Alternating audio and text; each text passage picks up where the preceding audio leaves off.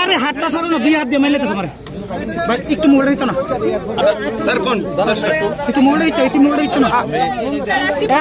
আপনি মার আশীর্বাদ নিলেন, তারপর পুজো দিলেন, কি বলবেন আজকের এই বুন্ডি নামা বুন্ডি? আমি ত্রিপুরেশ্বরী মায়ের পবিত্র ভূমিতে ত্রিপুরেশ্বরী মায়ের আশীর্বাদ নিয়ে আমার ভোটাধিকার প্রয়োগ করেছি, আর সেই ভোটাধিকার প্রয়োগ করেছি দেশের প্রধানমন্ত্রী বানানোর জন্য। আর আমি আশা করি সমস্ত ত্রিপুরাবাসী একযোগে বেরিয়ে আজকের এই মহা উৎসবে ভাগ নেবেন এবং 100% ভোটিং করে মাননীয় প্রধানমন্ত্রী নরেন্দ্র ভাই মোদীকে তৃতীয়বারের মতো দেশের প্রধানমন্ত্রী বানিয়ে ভারতের যুবাদের জন্য, মহিলাদের জন্য, কৃষকদের জন্য, গরিবদের জন্য এক সুন্দর শক্তিশালী ভারত রচনা করবেন।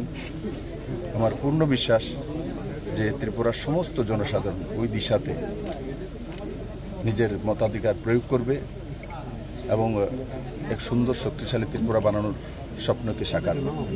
স্যার, আপনার যিনি বিরোধী প্রার্থী রয়েছেন, উনি একেবারে সকাল থেকে শুরু থেকেই উনি অভিযোগ করছেন যে প্রশাসনিক ভূমিকায় তিনি সন্তোষ প্রকাশ করছেন না, কি বলবেন?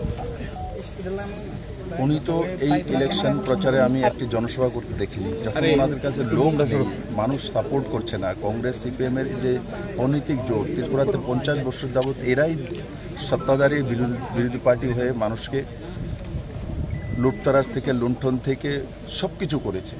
তো এরা গণবর্জিত মানুষ যখন মানুষের সাথ পায় না, তখন বসে বসে সেই উৎসবের দিনকেও বদনাম করতে চায়। তারই বহিঃপ্রকাশ, ফার্স্টেশনের বহিঃপ্রকাশ।